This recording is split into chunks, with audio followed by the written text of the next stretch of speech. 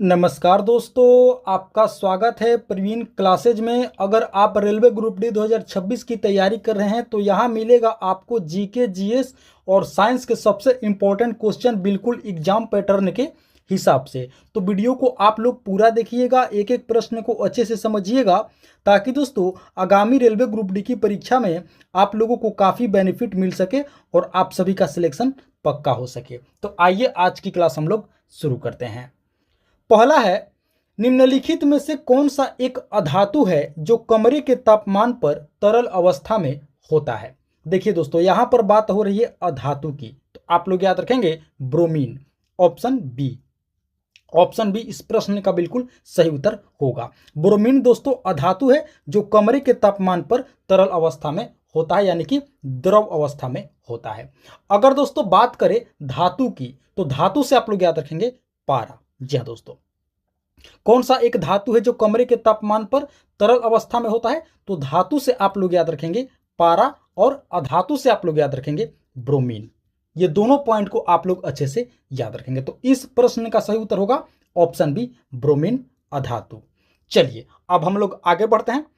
अगला है, सौर घाटी यानी कि दोस्तों सौर वैली किस राज्य में स्थित है, तो आप लोग याद रखेंगे उत्तराखंड में। ऑप्शन बी, जी हाँ दोस्तों, सौर घाटी उत्तराखंड राज्य में स्थित है। ऑप्शन बी इस प्रश्न का बिल्कुल सही उत्तर होगा।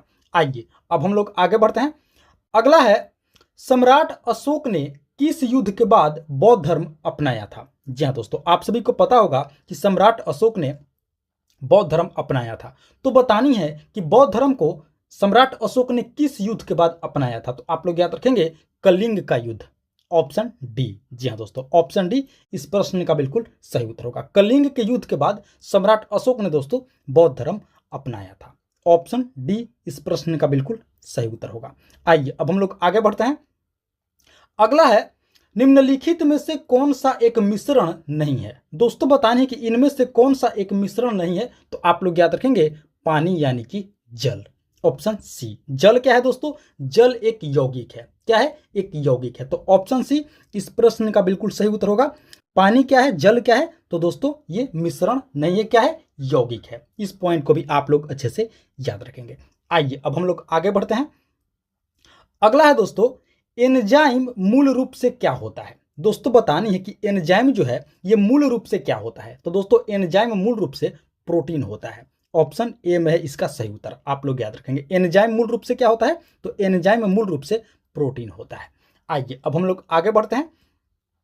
अगला है दोस्तों, भारतीय संविधान के 8वीं अनुसूची में अब तक कितनी भाषाओं को संवैधानिक दर्जा प्राप्त है। बहुत ही महत्वपूर्ण प्रश्न है दोस्तों, इस प्रश्न को आप लोग स्टार मार्क कर लेंगे। बतानी है कि भारतीय संविधान के 8वीं अनुसूची जो कि दोस्तों भाषा से संबंधित है, बतानी कि अब तक कितनी भाषाओं को संवैधानिक दर्जा प्राप्त है, तो आप लोग याद रखेंगे कुल 22। ऑप्शन डी, जी हाँ दोस्तों, भारतीय संविधान के 8वीं अनुसूची में अब तक कुल 22 भाषाओं को, 22 भारतीय भाषाओं को दोस्तों संवैधानिक दर्जा प्राप्त है। ऑप्शन डी इस प्रश्न का बिल्कुल सही उत्तर होगा। आइए अब हम लोग आगे बढ़ते हैं। अगला है दोस्तों, भारत का मैनचेस्टर किस शहर को कहा जाता है। भारत का मैनचेस्टर, तो आप लोग याद रखेंगे अहमदाबाद को कहा जाता है। ऑप्शन ए, भारत का मैनचेस्टर किस शहर को कहा जाता है, तो आप लोग याद रखेंगे अहमदाबाद को कहा जाता है। चलिए अब हम लोग आगे बढ़ते हैं, अगले प्रश्न की ओर चलते हैं। अगला है, उत्तराखंड के बाद हाल ही में किस राज्य ने समान नागरिक संहिता विधेयक यानी कि यूसीसी, यूसीसी का मतलब होता है यूनिफॉर्म सिविल कोड, बतानी है कि उत्तराखंड के बाद किस राज्य ने इस कानून को, इस विधेयक को पास किया, तो आप लोग याद रखेंगे राइट आंसर होगा गुजरात। ऑप्शन सी, जी हाँ दोस्तों, उत्तराखंड के बाद किस राज्य ने समान नागरिक संहिता विधेयक को पास किया, तो दोस्तों गुजरात। ऑप्शन सी इस प्रश्न का बिल्कुल सही उत्तर होगा। समान नागरिक संहिता विधेयक यानी कि यूसीसी, इसका फुल फॉर्म आप लोग याद रखेंगे, पूरा नाम याद रखेंगे यूनिफॉर्म सिविल कोड, यूसीसी का पूर्ण रूप होता है। तो ऑप्शन सी इस प्रश्न का बिल्कुल सही उत्तर होगा। आइए अब हम लोग आगे बढ़ते हैं। अगला है, गीता रहस्य पुस्तक के लेखक कौन है। गीता रहस्य, तो आप लोग याद रखेंगे दोस्तों बाल गंगाधर तिलक। जी हाँ दोस्तों, ऑप्शन सी इस प्रश्न का बिल्कुल सही उत्तर होगा। गीता रहस्य पुस्तक के लेखक कौन है, तो आप लोग याद रखेंगे बाल गंगाधर तिलक। Option C. चलिए अब हम लोग आगे बढ़ते हैं। अगला है बिजली का बल्ब किस प्रकार के ऊर्जा को प्रकाश ऊर्जा में बदलता है? तो आप लोग याद रखेंगे विद्युत ऊर्जा। ऑप्शन बी इस प्रश्न का बिल्कुल सही उत्तर होगा। बिजली का जो बल्ब है दोस्तों, ये विद्युत ऊर्जा को प्रकाश ऊर्जा में बदलता है, परिवर्तित करता है। तो ऑप्शन बी इस प्रश्न का बिल्कुल सही उत्तर होगा। चलिए अब आगे बढ़ते हैं। अगला है प्रबंधन मंदिर के जीर्णोद्धार यानी कि रेस्टोरेशन के लिए भारत ने किस देश के साथ समझौता किया है? दोस्तों बतानी है कि प्रबंधन मंदिर के जीर्णोद्धार के लिए दोस्तों भारत ने किस देश के साथ समझौता किया है? तो आप लोग याद रखेंगे इसका राइट आंसर होगा इंडोनेशिया। Option C. जी हाँ दोस्तों, प्रबंधन मंदिर इसका दोस्तों रेस्टोरेशन के लिए भारत ने किस देश के साथ समझौता किया है? तो आप लोग याद रखेंगे इंडोनेशिया के साथ समझौता किया है प्रबंधन मंदिर के जीर्णोद्धार के लिए। ऑप्शन सी इस प्रश्न का बिल्कुल सही उत्तर होगा। चलिए अब आगे बढ़ते हैं। अगला है भारत का सबसे बड़ा तटीय मैदान कौन सा है? आप लोग याद रखेंगे कोरोमंडल तट। Option B. जी हाँ दोस्तों, कोरोमंडल तट जो है ये भारत का सबसे बड़ा तटीय मैदान है। इसे दोस्तों पूर्वी तटीय मैदान भी कहा जाता है। क्या कहा जाता है?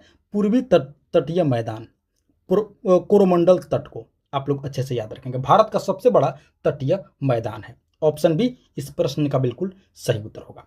चलिए अब हम लोग आगे बढ़ते हैं। अगला है वह ग्रीन हाउस गैस कौन सी है जिसे हंसाने वाली गैस भी कहा जाता है? तो आप लोग याद रखेंगे दोस्तों, हंसाने वाली गैस को कहा जाता है नाइट्रस ऑक्साइड। Option C. जी हाँ दोस्तों, नाइट्रस ऑक्साइड जो कि एक ग्रीन हाउस गैस है, इसे हंसाने वाली गैस भी कहा जाता है। तो ऑप्शन सी इस प्रश्न का बिल्कुल सही उत्तर होगा। आइए अब आगे बढ़ते हैं। दोस्तों अगले प्रश्न से पहले आप सभी से एक रिक्वेस्ट करूंगा कि अभी तक आप लोगों ने इस वीडियो को एक लाइक नहीं किए हैं, आप लोग इस वीडियो को दोस्तों एक लाइक जरूर कर देंगे, लाइक नहीं किए हैं तो। साथ ही साथ प्रवीण क्लासेज यूट्यूब चैनल पर आप लोग फर्स्ट टाइम विजिट किए हैं, यानी कि पहली बार विजिट किए हैं, तो दोस्तों इस चैनल को भी आप लोग जरूर से जरूर सब्सक्राइब करेंगे। इसी तरह की महत्वपूर्ण प्रश्नावली वीडियो देखने के लिए और अपनी तैयारी को बेहतर बनाने के लिए जी हाँ दोस्तों, चैनल को सब्सक्राइब करके आप लोग हमारे साथ अवश्य जुड़ेंगे, क्योंकि दोस्तों इस चैनल पर आप लोगों को प्रतिदिन देखने को मिलेंगे एग्जाम पैटर्न से रिलेटेड ही प्रश्न। जी हाँ दोस्तों, वैसे ही प्रश्न आप लोगों को देखने को मिलेंगे जो परीक्षा में पूछे जाते हो और एग्जाम पैटर्न हो। दोस्तों एग्जाम पैटर्न पर आधारित ही प्रश्नावली वीडियो आप लोगों को इस चैनल पर देखने को मिलेंगे, तो जरूर से जरूर सब्सक्राइब कीजिएगा और वीडियो को लाइक भी जरूर कीजिएगा। चलिए अब आगे बढ़ते हैं। अगला है विश्व धरोहर स्थलों के संबंध में विषम का पता लगाएं। दोस्तों प्रश्न है कि इनमें से कौन सा वो स्थल है जो विश्व धरोहर से संबंधित नहीं है? आप लोग याद रखेंगे राष्ट्रपति भवन। Option A. जी हाँ दोस्तों, जो हमारे देश का राष्ट्रपति भवन है दोस्तों, ये विश्व धरोहर स्थल से संबंधित नहीं है, यानी कि दोस्तों विश्व धरोहर स्थल के अंतर्गत नहीं आता है। तो ऑप्शन ए इसका राइट आंसर होगा राष्ट्रपति भवन। बाकी छत्रपति शिवाजी टर्मिनस, ताजमहल, सूर्य मंदिर, ये तीनों क्या है दोस्तों? विश्व धरोहर स्थल है। लेकिन राष्ट्रपति भवन जो है ये क्या है? विश्व धरोहर स्थल नहीं है। तो ऑप्शन ए इस प्रश्न का बिल्कुल सही उत्तर होगा। चलिए अब आगे बढ़ते हैं।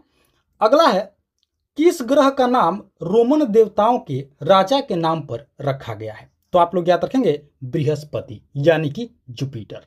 Option D. जी हाँ दोस्तों, बृहस्पति ग्रह का जो नाम है दोस्तों, इसका नाम रोमन देवताओं के राजा के नाम पर रखा गया है। ऑप्शन डी आप सभी याद रखेंगे, बृहस्पति ग्रह यानी कि जुपिटर। चलिए अब आगे बढ़ते हैं। अगला है निम्नलिखित में से कौन सा जीवाश्म ईंधन यानी कि दोस्तों फॉसिल फ्यूल नहीं है?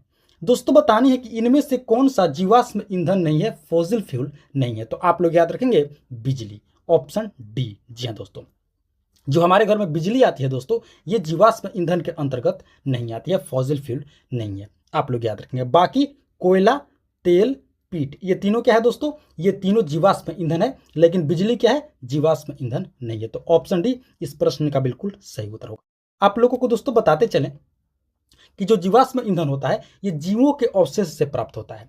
थोड़ा सा आप लोगों को बताते हैं कि जीवाश्म ईंधन किसे कहा जाता है? जो जीवों के अवशेष से प्राप्त होता है। तो जाहिर सी बात है जो बिजली है दोस्तों, इसका जीवों से कोई संबंध नहीं है। तो ऑप्शन डी हमारा बिल्कुल राइट आंसर होगा, फॉसिल फ्यूल नहीं है, इलेक्ट्रिसिटी। तो ऑप्शन डी इसका राइट आंसर होगा, करेक्ट आंसर होगा। आइए अब हम लोग आगे बढ़ते हैं। अगला है काला सोना किसे कहा जाता है? काला सोना, तो आप लोग याद रखेंगे दोस्तों, काला सोना पेट्रोलियम को कहा जाता है। ऑप्शन बी, जी हाँ दोस्तों, काला सोना किसे कहा जाता है? पेट्रोलियम को, यानी कि ब्लैक गोल्ड। चलिए अब आगे बढ़ते हैं। अगला है दोस्तों, जल विद्युत परिवर्तित करता है। दोस्तों बताने हैं कि जो जल विद्युत है ये किसे परिवर्तित करता है? तो आप लोग याद रखेंगे दोस्तों, इसका राइट आंसर होगा गतिज ऊर्जा से विद्युतीय ऊर्जा। जी हाँ दोस्तों, गतिज ऊर्जा से विद्युतीय ऊर्जा जल विद्युत परिवर्तित करता है, गतिज ऊर्जा से विद्युतीय ऊर्जा में। ऑप्शन ए इसका राइट आंसर होगा। चलिए अब आगे बढ़ते हैं। अगला है अहमदनगर की किस रानी ने बादशाह अकबर का विरोध किया था? तो आप लोग याद रखेंगे चांद बीबी। ऑप्शन सी, जी हाँ दोस्तों, चांद बीबी जो अहमदनगर की रानी है दोस्तों, इन्होंने बादशाह अकबर का विरोध किया था। आप लोग याद रखेंगे ऑप्शन सी इस प्रश्न का बिल्कुल सही उत्तर होगा। चलिए अब आगे बढ़ते हैं, अगला प्रश्न देखते हैं। अगला है न्यूक्लियस में परमाणु क्रमांक किसे दर्शाता है? तो आप लोग याद रखेंगे प्रोटॉन को। ऑप्शन ए, जी हाँ दोस्तों, न्यूक्लियस में परमाणु क्रमांक किसे दर्शाता है? तो आप लोग याद रखेंगे प्रोटॉन को दर्शाता है। चलिए अब हम लोग आगे बढ़ते हैं, अगले प्रश्न की ओर चलते हैं। अगला है डॉक्ट्रिन ऑफ लैप्स नीति, यानी कि दोस्तों डॉक्ट्रिन ऑफ लैप्स पॉलिसी किसने बनाई थी? तो आप लोग याद रखेंगे लॉर्ड डलहौजी ने। ऑप्शन सी इसका सही उत्तर होगा। डॉक्ट्रिन ऑफ लैप्स नीति किसने बनाई थी? तो आप लोग याद रखेंगे लॉर्ड डलहौजी ने। ऑप्शन सी इसका बिल्कुल सही उत्तर होगा। इसका मतलब होता है दोस्तों हड़प नीति। आप लोग पता होगा, आप लोगों को नहीं पता है तो याद रखेंगे डॉक्ट्रिन ऑफ लैप्स नीति यानी कि हड़प नीति, ये दोस्तों लॉर्ड डलहौजी ने बनाई थी। तो ऑप्शन सी इस प्रश्न का बिल्कुल सही उत्तर होगा। आइए अब हम लोग आगे बढ़ते हैं। अगला प्रश्न है कर यानी कि टैक्सेस, टैक्स की कटौती के बाद व्यक्ति के पास उपलब्ध आय को क्या कहते हैं? दोस्तों बतानी है कि टैक्स काटने के बाद जो व्यक्ति के पास उपलब्ध आय होता है उसे क्या कहा जाता है? तो आप लोग याद रखेंगे वो दोस्तों प्रयोग के लिए उपलब्ध आय उसे कहा जाता है। यानी कि दोस्तों टैक्स कटौती के बाद, कर काटने के बाद जितने भी दोस्तों आय बच जाती है वो प्रयोग के लिए बच जाती है। तो ऑप्शन ए इस प्रश्न का बिल्कुल सही उत्तर होगा। आप लोग याद रखेंगे। चलिए अब आगे बढ़ते हैं। अगला है भारत में निम्नलिखित में से कौन से राज्य में सर्वाधिक क्षेत्र मैंग्रोव के तहत है? मैंग्रोव, तो आप लोग याद रखेंगे पश्चिम बंगाल। ऑप्शन डी इसका सही उत्तर होगा। भारत में दोस्तों जो पश्चिम बंगाल है इसका जो सर्वाधिक क्षेत्र है वो मैंग्रोव के तहत है। आप लोग याद रखेंगे ऑप्शन डी इसका राइट आंसर होगा, सही उत्तर होगा। मैंग्रोव्स आप सभी को पता होगा ये दोस्तों क्या है, एक प्रकार के वन होते हैं। तो ऑप्शन डी इसका सही उत्तर होगा। चलिए आगे बढ़ते हैं। अगला प्रश्न है ईमेल का गठन किसने किया था? तो आप लोग याद रखेंगे रे टॉमलिंसन ने। ऑप्शन ए, जी हाँ दोस्तों, ईमेल के गठन किसने किया था? तो आप लोग याद रखेंगे रे टॉमलिंसन। चलिए अब आगे बढ़ते हैं। अगला है दोस्तों चरक संहिता चिकित्सा की किस पद्धति से संबंधित है? दोस्तों बतानी है जो चरक संहिता है ये चिकित्सा की किस पद्धति से संबंधित है? तो आप लोग याद रखेंगे आयुर्वेद से। ऑप्शन बी, जी हाँ दोस्तों, चरक संहिता चिकित्सा की किस पद्धति से संबंधित है? तो आयुर्वेद से संबंधित है। यानी कि दोस्तों जो चरक संहिता है ये आयुर्वेद से संबंधित है। ऑप्शन बी इस प्रश्न का बिल्कुल सही उत्तर होगा। चलिए अब आगे बढ़ते हैं। अगला है काकोरी ट्रेन डकैती किस वर्ष हुई थी? तो दोस्तों आप लोग याद रखेंगे काकोरी ट्रेन डकैती 1925 ईस्वी में हुई थी। ऑप्शन सी इस प्रश्न का बिल्कुल सही उत्तर होगा। काकोरी ट्रेन डकैती किस वर्ष हुई थी? तो आप लोग याद रखेंगे 1925 ईस्वी में। चलिए आगे बढ़ते हैं। अगला है जयपुर स्थित हवा महल का निर्माण किससे हुआ है? जी हाँ दोस्तों, जयपुर में आप सभी को पता है हवा महल है, तो बतानी है कि जो हवा महल है ये किससे बनाया गया है, इसका निर्माण किससे हुआ है? आप लोग याद रखेंगे लाल और गुलाबी बलुआ पत्थर से। ऑप्शन सी, जी हाँ दोस्तों, जयपुर स्थित हवा महल का निर्माण किससे हुआ है? तो आप लोग याद रखेंगे लाल और गुलाबी बलुआ पत्थर से जयपुर स्थित हवा महल का निर्माण हुआ है। आप लोग याद रखेंगे। चलिए दोस्तों आप लोग हमें कमेंट करके बताएंगे कि हवा महल का निर्माण किसने करवाया था। आप लोग हमें कमेंट करके जरूर बताएंगे अगर आप लोगों को पता हो तो हवा महल का निर्माण किसने करवाया था और किससे हुआ है? तो लाल और गुलाबी बलुआ पत्थर से। आप लोग इस प्रश्न को अच्छे से याद रखेंगे। तो दोस्तों ये थी हमारी आज की रेलवे ग्रुप डी 2026 की परीक्षा के लिए अति महत्वपूर्ण समान ज्ञान व सामान्य विज्ञान के प्रश्नावली वीडियो। आशा करते हैं इस वीडियो को आप लोग अंत तक जरूर देखे होंगे, एक एक प्रश्न को आप लोग अच्छे से समझे होंगे और याद भी कर लिए होंगे। तो आप सभी से एक बार फिर से रिक्वेस्ट करूंगा कि वीडियो को आप लोग अभी तक एक लाइक नहीं किए हैं तो दोस्तों आप लोग इस वीडियो को एक लाइक जरूर कर देंगे। साथ ही साथ प्रवीण क्लासेज यूट्यूब चैनल पर आप लोग पहली बार विजिट किए हैं तो दोस्तों इस चैनल को भी आप लोग जरूर सब्सक्राइब कर लेंगे। इसी तरह की महत्वपूर्ण प्रश्नावली वीडियो प्रतिदिन देखने के लिए और अपनी तैयारी को बेहतर बनाने के लिए चैनल को सब्सक्राइब करके वीडियो को एक लाइक जरूर कर देंगे। तो इस वीडियो में फिलहाल इतना ही, मिलते हैं दोस्तों एक और मोस्ट इंपॉर्टेंट वीडियो लेकर के। तब तक के लिए आप सभी का बहुत बहुत धन्यवाद। जय हिंद दोस्तों।